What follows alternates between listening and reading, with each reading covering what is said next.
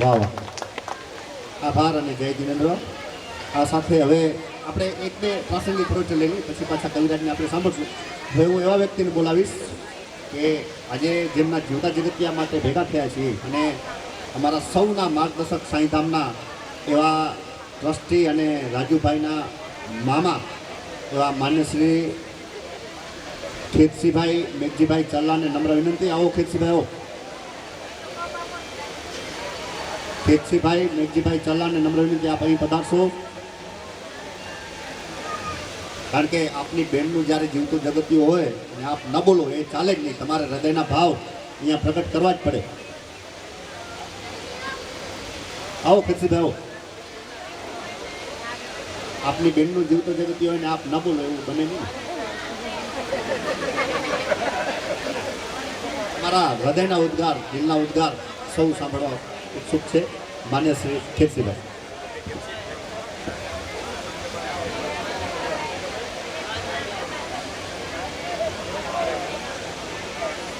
બોલો શ્રી આદેશ્વર ભગવાન કી.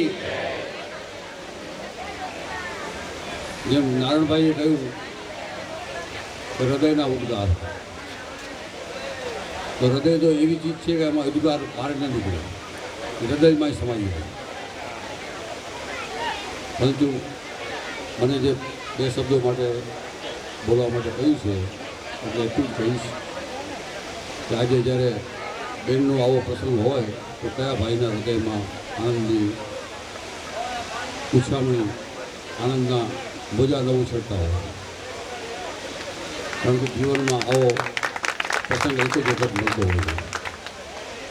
આજે અમારા બંને ભાઈઓના અને બીજા મીનાબેનના ત્રણેયના હૃદય આનંદથી ઉછળી રહ્યા છે.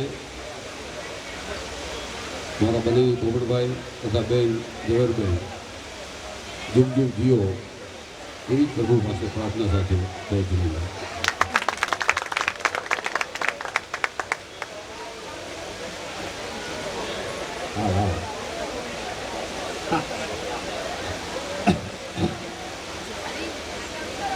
હવે હું હજી વિચારતો હતો, મેં તો મારે કોને આમંત્રણ આપવું બોલવા માટે. સામેથી ચિઠ્ઠી આવી, ખરેખર બહુ ખુશ થયો.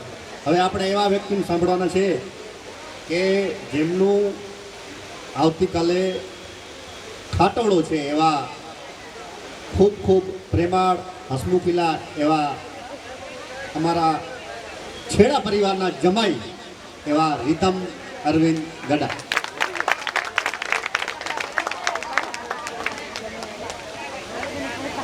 જય જિનેન્દ્ર. બા બાપા વિશે થોડુંક કંઈક કહેવાની મોકો મળ્યો છે આ વખતે પહેલી વાર.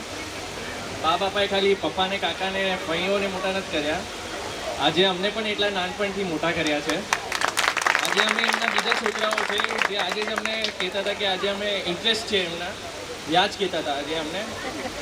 અને જે નાની નાની વસ્તુ અમને જોતી હતી આજે બધી બાપાએ અમને લેવડાવી આપી છે. અને જે પણ અમને કામકાજ હતા પપ્પા પાસેથી કરાવવા હતા એ અમે બાપાને જઈને કહેતા હતા તો બાપા અમારા બધા કામ કરાવી આપતા હતા.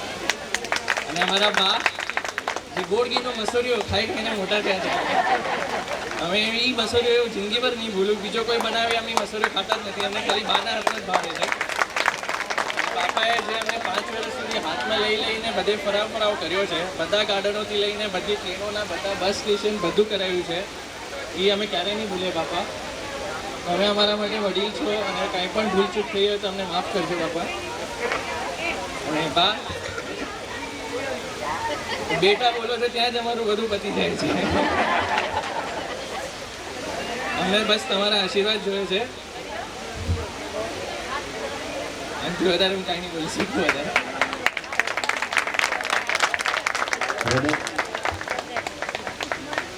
રીતમનું લાગણીસભર પ્રવચન ન કહું પણ બોલ, હૃદયના બોલે કે અમુક. હવે હું પ્રાસંગિક પ્રવચન કરવા માટે હંમેશા આમ તો શું છે, હમણાં સરકારની નીતિ રહી છે કે મહિલાઓને આપણે 33% પ્રાધાન્ય આપ્યું છે. તો 33% પ્રમાણે અહીંયા કેટલા 4 જણા બોલ્યા. હવે કમસે કમ એકાદા મહિલા કોને બોલાવીશું?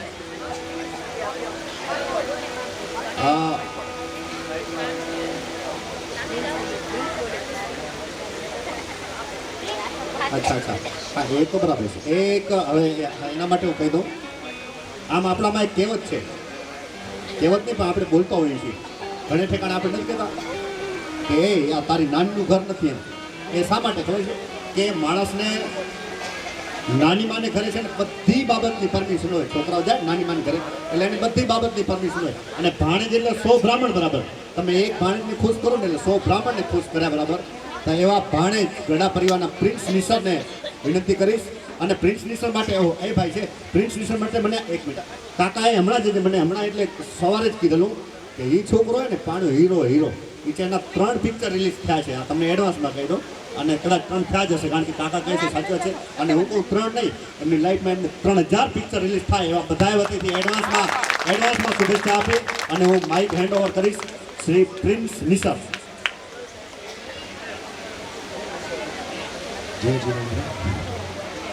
હું પંચગીનીમાં હતો. 3 મહિનાથી હું કોઈને મળ્યો નથી ઘરે. 3 મહિનાથી પંચગીનીમાં જ હતો. એક હોલિવૂડ ઇંગ્લિશ પિક્ચરમાં કામ કરતો હતો ને બાએ મને ફોન કર્યો કે તું અચેવાड़ो है ने. तो मैं कीधु हाँ मूंखे छुट्टी मळी कहाँ अचनो. तो बाए कीधु असाए लाइफ यो पहलो प्रसंग है, तू नहीं अचे करो. तो हूँ ત્યાં જ મેં કીધું બધું છોડીને હું આવી જાઉં છું, કાંઈ નહીં. નાનો હતો ત્યારે હું ફોર્ટમાં, અમે લોકો ફોર્ટમાં રહેતા હતા અને હંમેશા ત્યાં ગ્રાઇન્ડ રોડ બનાવવામાં રોકાવાનું બહુ મન થતું હતું કારણ કે હંમેશા બાપા જ્યારે સૂતા હતા ત્યારે સ્ટોરીઝ કહેતા હતા, કહાની કહેતા હતા ભૂતની ને બધી ને સ્ટોરી સાંભળતા અમે સૂઈ જતા હતા. અને શેરડી ખાતા હતા અને રીધામે બધું કહી દીધું છે. અમે લોકો ઘી ગોળની રોટલી ખાતા હતા. પછી પૂર્વીને ચણા ખડાવતા હતા, ઘરગથ્થા રમતા હતા. હું નાનો હતો ત્યારે બહુ મસ્તીખોર હતો અને બધાને મારતો રહેતો હતો. તો બા હંમેશા મને ભડકતા હતા અને હું આજે જેટલો પણ ડાયો છું એ બાના લીધે છું. જેટલા પણ સંસ્કાર છે, જેટલા પણ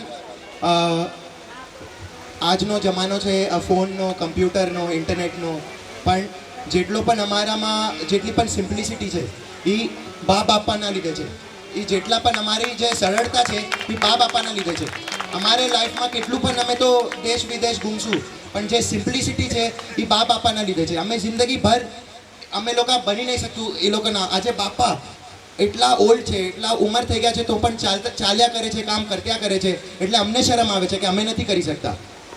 તો મતલબ અમે બા બાપા તમારા જેવા બનવા માંગીએ છીએ. બીજું કાંઈ નથી જોતું અમને. બસ તમારો 1% પણ અમે બની ગયા તો ધન્ય છે અમારા માટે.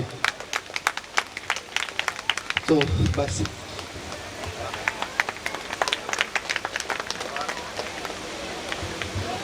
આભાર પ્રિન્સ.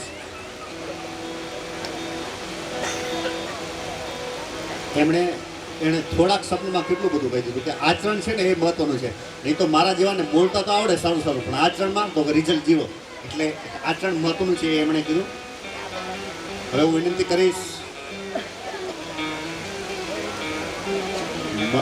આ પરિવારના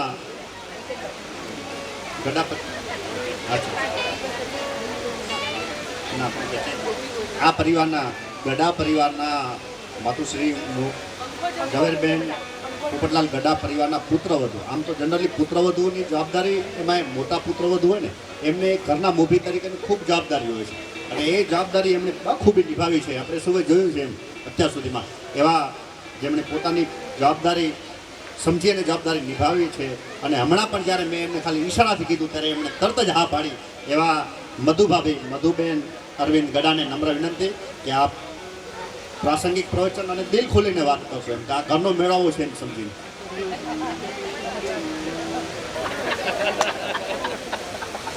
જય જીનેન્દ્ર. અમારા ગઢા કુટુંબના સૌથી મોભી તો અમારા બા. આખા ગઢા કુટુંબ, આખા પરિવારમાં બાને પૂછ્યા વગર એક પણ કામ ના કરે કોઈ. જોમાબા ક્યાં ગયા એના વગર અમે કાંઈ કામ નહીં કરશે. આખા કુટુંબના મોભી હવે આ એક જ બચ્યા છે. એક વાલીમાં છે અને બીજા અમારા ઝવેરબા અને અમારા પોપટ બાપા. એ જ આખા ગઢા કુટુંબના પરિવારના મોભી બચ્યા છે. અને એમને એટલું માન પાન. એને મારા જોમાબા એટલા સ્વમાની, નિડર કોઈની પાસેથી હાથ લાંબો કરે નહીં, હું પોતે બધું કરી લઈશ એવા, અને જરા પણ ગભરાય નહીં, કોઈનાથી ડરે નહીં એવા અમારા સાસુ, એને અમે ઘડી વંદન કરીએ છીએ. અને મારા સસરા, એમના માટે તો કોઈ મારા શબ્દ જ નથી. એમને એટલી બધી મહેનત કે અમે એમને જોઈને એમ થાય કે હવે બસ કરો. એ 75 વર્ષના થયા પણ લાગતા નથી કે 75 વર્ષના છે. અને એમને કહીએ કે તમે આ બધું મૂકીને મુંબઈ ચાલો અને આરામથી રહો, હવે તમારો વારો, હવે આરામ કરવાનો છે, પણ માનતા જ નથી. ના, હું તો અહીં દેશમાં જ રહીશ અને સાંઈધામની સેવા કરીશ. બાને પણ કહીએ, પણ બા કે હું જ્યાં મારા પતિદેવ ત્યાં હું પણ અહીંયા ગામમાં જ રહીશ. અને ગામમાં જે સાધુ સંતની સેવા કરે છે કે ત્યાં મુંબઈમાં મારાથી 3 દાદરા ચડાય નહીં, હું અહીંયા જ રહીશ. અને અહીંયા મારી બેનપણીઓ, અહીંયા મારા બધા એમના આજો આવ્યા, એમના બેનપણીએ એમને છોડીને તો હું ક્યાંય જઈશ જ નહીં. અને બીજું એક વખત અમારો એવો હતો 20 વર્ષ પહેલા, 10 વર્ષનો અમારો ગાળો, જે તમને પણ કદાચ ખબર હશે, ન ખબર હોય તો પણ કહી દઉં. એ ગાળો અમે 10 વર્ષનો જે રીતે કાઢ્યો છે, અને મારા સાસુ સસરા એ બંને એવી રીતે કાઢ્યો છે કે તેના કોઈ મારા પાસે શબ્દ જ નથી કહેવાના. અને એમાં અમને અમારો સાથ, મારા બંને નણંદો ભાનુ, શાંતિ, રાજુ તો ત્યારે બહુ જ નાના હતા, અને અમારા મિત્ર મંડળનો પણ એટલો જ સાથ હતો. કોઈની પાસે અમે હાથ લાંબો નથી કર્યો. જે પણ કંઈ આવ્યા એ લોકોને અમે કોઈ દિવસ એવી રીતે નથી કહ્યું કે અમે કંઈ નહીં કરશું. આ જમાનામાં આટલી નાની ઉંમરમાં બીજા કોઈને જો કંઈ થઈ જાય તો ડિપ્રેશન આવી જાય, એવા મારા પતિદેવ, એમણે પણ માને હિંમત આપી કે માં તું જરાય ગભરાતી નહીં. એમના પિતાને પણ હિંમત આપી કે જરાય ગભરાતા નહીં, અમે હવે બધું કરી લેશું. ત્યારે 19 વર્ષના હતા, 20 વર્ષના જ હતા, પણ આખું બધો જે એમને પોતાના ઉપર ભાર ઉપાડીને હમણાં અમને આવી રીતે બધાની સાથે આવી રીતે આવા મહોત્સવ ઉજવતા કર્યા, એ ખરેખર એ લોકોને ધન્યવાદ દેવા જાય છે. હમણાં જો એ રીતે થાય તો એ ડિપ્રેશનમાં આવી જાય. અને એમના બાના જે ભાઈ ભાભીઓનો પણ સાથ સહકાર જે એમને છે, એમને ખડે પગે એમની પાછળ જ ઊભા રહ્યા છે, ત્યારે એમનો સાથ છોડ્યો નથી. અને એમને હિંમતથી જે સામનો કર્યો છે મારા સાસરે, આજે કોઈ પણ નારી કરી શકે નહીં.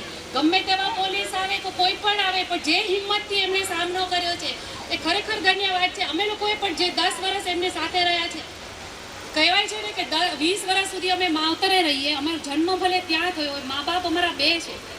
મા બાપે જે જન્મ આપ્યો એ પણ છે, અને 20 વર્ષ પછી પરણીને આવીએ ત્યારે મા બાપ અમારા આ જ છે.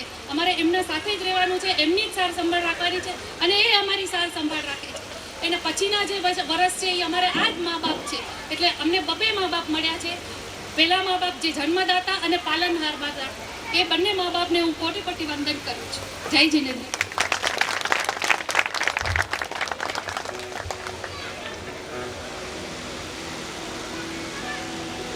મધુ ભાભીએ જેને કહેવાય ને કે મેં કીધું કે ભાઈ તમે ઘરનો મેળાવો સમજીને અંદરની વાત કરજો, એટલે એમણે રિયલી અંદરની વાત કરી.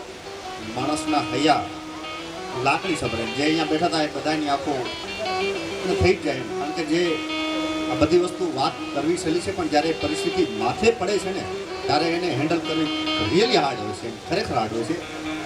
હવે હું વિનંતી કરીશ,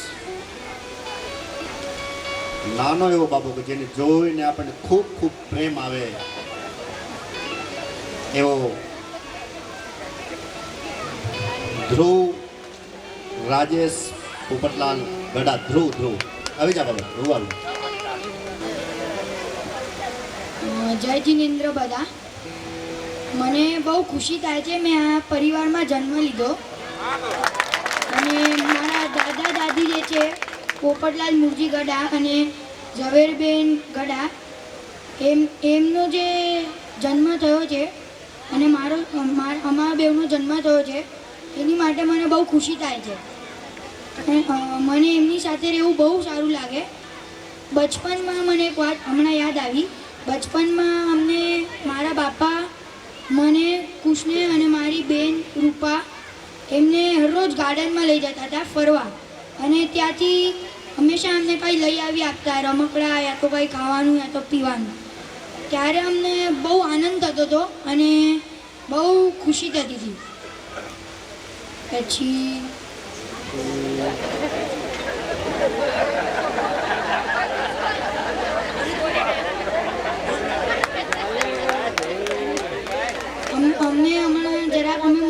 પછી અમે રોજ રાતના અહીંયા બાપાના બાજુમાં સૂમીને એમની વાર્તાઓ સાંભળતા હતા, ભૂતની ને બધી, હનુમાન ભગવાન ને મહાવીર સ્વામી, દેવી દેવતાઓની બધી કહાનીઓ સંભળાવતા હતા. પછી એ સાંભળીને અમે સૂઈ જતા હતા. Thank you.